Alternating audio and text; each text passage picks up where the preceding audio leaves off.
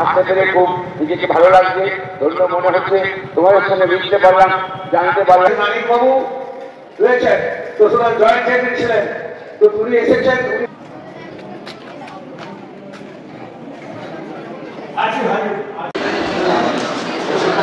আমরা গোপালপুর দেশবন্ধু চিত্তরঞ্জন দাসের নামাঙ্কিত স্কুলে যে রক্তদান শিবির চলেছে, সেই শিবিরের আমরা পেয়েছি সমাজসেবী নারায়ণ ভাইকে এবং স্বাস্থ্য কর্মাধ্যক্ষ পঞ্চানন মণ্ডলকে। তাদের কাছ থেকেই আজকের এই রক্তদান শিবির সম্পর্কে আমরা বিস্তারিত জেনে নেব। স্যার, আপনার নাম? পঞ্চানন মণ্ডল, স্বাস্থ্য কর্মাধ্যক্ষ, ঘাটাল পঞ্চায়েত। আজকের এই রক্তদান শিবির সম্পর্কে আপনার প্রতিক্রিয়া?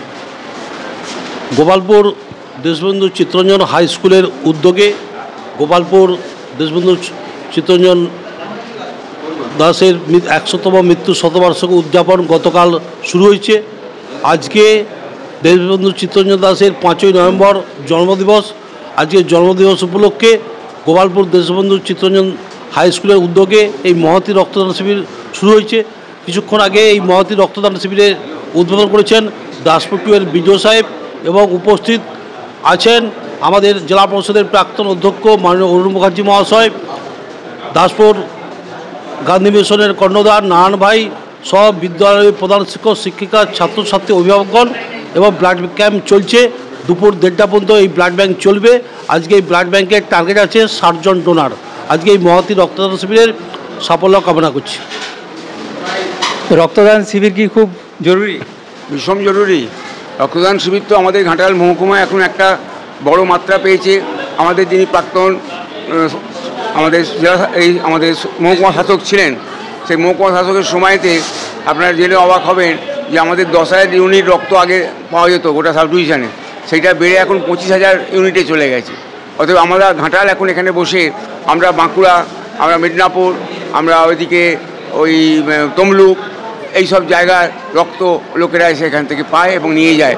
তো এই জন্য আমরা ঘাটাল গর্বিত যে আমাদের এই পর্যায়ে পৌঁছে দিয়েছেন আমাদের প্রাক্তন মহকুমার শাসক সুমনবাবুর চেষ্টাতে অনেক রক্তদান শিবির বেড়েছে এবং যেখানে যে কোনো প্রোগ্রামেতে উনি রক্তদান করার জন্য লোককে বলেন এবং তারা করছে। ছোটো ছোটো ক্লাব থেকে আরম্ভ করে বড় জায়গাতেও হচ্ছে, সামাজিক বিভিন্ন কার্যক্রমের মধ্যেও এটা হচ্ছে। রক্তদানটা অতি জরুরি, কারণ রক্তটা চাহিদা রয়েছে ভীষণভাবে। তাদের প্রস্তুতির সময়তে রক্তের দরকার হয়। এই যে কদিন আগে আমিই ছিলাম হসপিটালে ভর্তি ছিলাম ওই নার্সিংহোমে, আমার 2 বোতল রক্ত লাগলো, কেন আমার হিমোগ্লোবিন কমে গেছিলো, 6-এ নেমে গেছিলো। এখন আমি মোটামুটি 9-এ চলতে পারছি। তো এইভাবে প্রতিটা মানুষেরই কখন দরকার পড়বে তার ঠিক নেই, কিন্তু এমার্জেন্সি হিসেবে থ্যালাসেমিয়া এবং প্রসূতি মায়ের এটা ভীষণভাবে দরকার।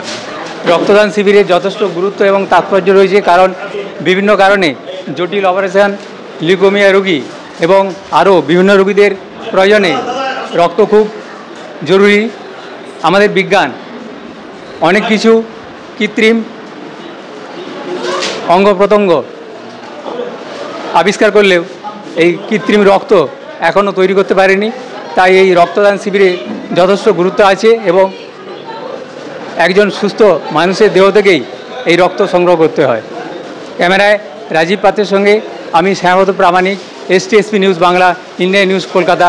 সবার খবর সবার আগে গোপালপুর হাই স্কুল প্রাঙ্গণ থেকে চলেছে রক্তদান শিবির।